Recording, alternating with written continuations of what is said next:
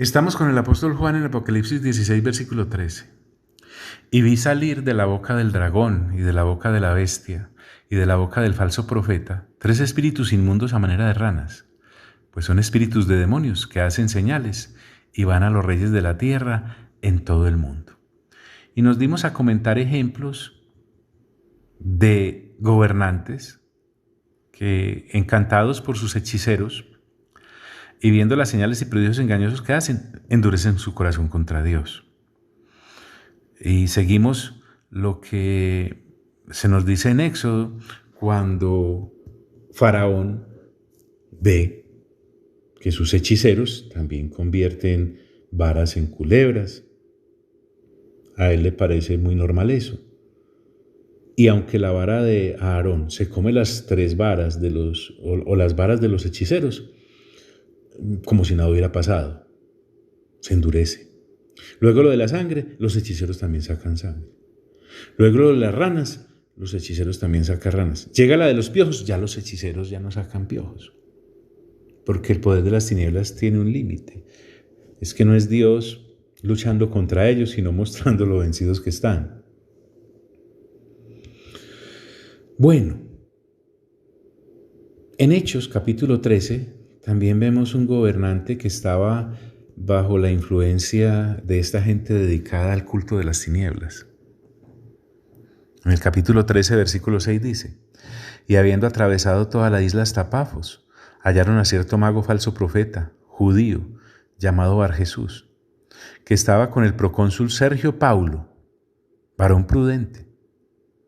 Este, llamando a Bernabé y a Saulo, deseaba oír la palabra de Dios, pero le resistía Elimas, el mago, pues así se traduce su nombre, procurando apartar de la fe al procónsul. Entonces Saulo, que también es Pablo, lleno del Espíritu Santo, mientras aquellos están llenos de demonios, el hombre de Dios está lleno del Espíritu Santo, fijando en él los ojos, dijo: miren las palabras tan categóricas con las que Pablo califica a este sujeto. Oh, lleno de todo engaño y de toda maldad, hijo del diablo, enemigo de toda justicia. ¿No cesarás de trastornar los caminos rectos del Señor? Ahora pues, he aquí la mano del Señor está contra ti y serás ciego y no verás el sol por algún tiempo. E inmediatamente cayeron sobre él oscuridad y tinieblas, y andando alrededor buscaba quién le condujese de la mano. Entonces el procónsul, viendo lo que había sucedido, creyó, maravillado de la doctrina del Señor. En este caso, Sergio Paulo logra enderezar su camino hacia la eternidad. Y entonces recibe con gozo el Evangelio.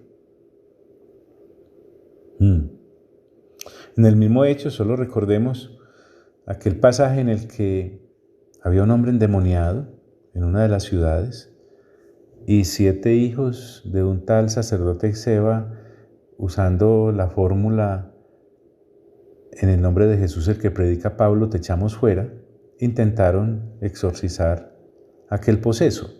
Y resulta que el demonio que había en él, en el poseso, entendiendo que no tenía ninguna autoridad y que esto no es de fórmulas, sino de poder en el Espíritu Santo, se lanza sobre ellos y después de golpearlos los manda casi desnudos para su casa.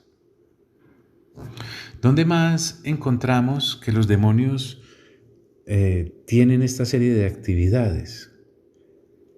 Bueno, porque es que no es solamente sobre gobernantes, estas actividades demoníacas. El apóstol Pablo nos advierte en 1 de Timoteo capítulo 4, versículo 1. Pero el Espíritu, refiriéndose al Espíritu Santo, dice claramente que en los posteriores tiempos algunos apostatarán de la fe, es decir, se apartarán de Dios. O se negarán a creer en Él. Escuchando a espíritus engañadores, mire las palabras que usa, y a doctrinas de demonios. Lo hacen a través de gente, por la hipocresía de mentirosos que, teniendo cauterizada la conciencia, prohibirán casarse y mandarán abstenerse de alimentos que Dios creó para que con acción de gracias participen de ellos los creyentes y los que han conocido la verdad. Pablo, cuando está instruyendo a Timoteo, usa el ejemplo que nosotros ya vimos de Éxodo.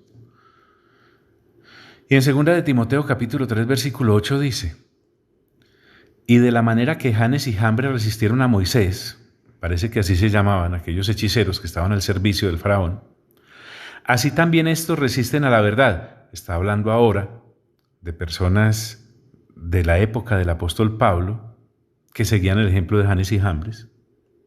Hombres corruptos de entendimiento, la mente está depravada. Réprobos en cuanto a la fe, no calificaron para ella.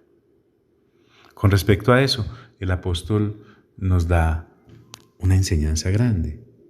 Mas no irán más adelante, porque en su insensatez será manifiesta a todos, como también lo fue la de aquellos. Y podríamos decir que estos que se manifiestan en Apocalipsis, también su insensatez es manifiesta. En Apocalipsis 9:20, el apóstol Juan nos recuerda que la actividad demoníaca estará al día en los últimos tiempos, porque en el capítulo 9, versículo 20 nos dice: y los otros hombres que no fueron muertos con estas plagas, ni aun se arrepintieron de las obras de sus manos, idolatría, y aquí viene, ni dejaron de adorar demonios. Los adoran abiertamente. John, ¿existe gente así? Claro.